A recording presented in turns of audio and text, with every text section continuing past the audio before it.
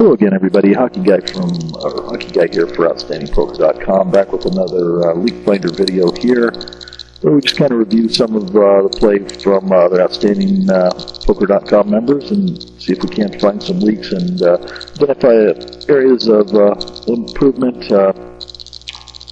for those folks just starting out in the microstakes games. So this video here will cover a couple of things situations that came up, betting big draws, staying aggressive after the flop, not letting opponents hang around with weaker hands that give them a chance to suck out when they shouldn't get to do that for free, certainly.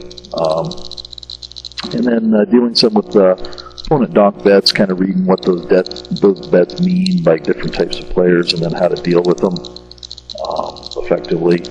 And also discussion of having a plan on how you're going to play the hand, not just, I guess I'll call and see what happens post-flop, but actually kind of having a plan that, if I'm going to call with a pair of sixes and the guy is tight, so if the flop comes, no paint and he c-bets, maybe I'm going to check raising or whatever. But the point being, having a plan and not just kind of wandering aimlessly, hoping for something good to happen or getting confused as the hand went on because you didn't really have a plan that you wanted to stick with. And then, of course, a friendly reminder that lots of players here have leaks in their games, and it may seem like it's just a small leak, but if you just keep repeating it over and over again, it does get to be expensive, and we kind of want to get that out of our games and let the opponents continue with that particular air. So with that, we'll jump into the video with Phil from Arizona. Hello again, everybody. Hockey Guy here, back with another Leakfinder video with Phil down in Arizona.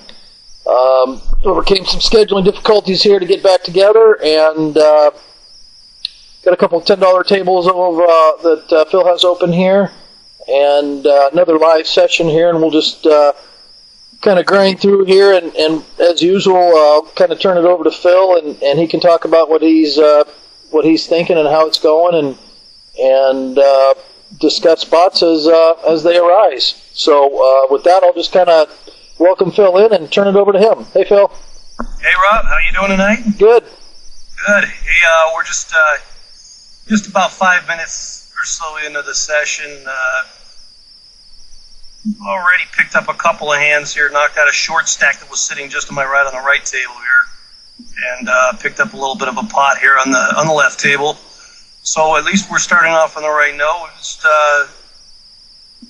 playing against a lot of players here I don't have many stats on, so we're going to probably at first just play good standard, tight aggressive poker and raise when I've got the raising hand, and I'm not going to try to push anybody around unless I've got the goods. And then as the session progresses and we start getting some tells in some of these bettors, here we go. On the left, I've got a pretty decent hand here. And so I'm going to get out about two-thirds of the pot, a little more than two-thirds of the pot, I guess about 80% there. Get him off that, and I don't like people sucking out. Yeah, you got to believe your king is good there against, even though he only had... Exactly. And I'm going to bet it accordingly until he proves me differently, Because he only had 8 hands, but he'd played 6 of them, which... That's a pretty good chance that he is a loose player. It's not too many times that you go 8 hands and play 6 of them. So the other thing to note too, before I forget, on the right table, so I've got a $22 stack, 22 and some change there. This is a $20 buy-in table. It's what they call a deep stack at Absolute, where you've got the same 5 cent and 10 cent blinds, but you can go ahead and buy in for max 20. On the right table, it's max $10. Now here I've got a nice hand that boy, looks pretty. It's suited and everything. It's got an ace, but you got a razor and a re-razor. Forget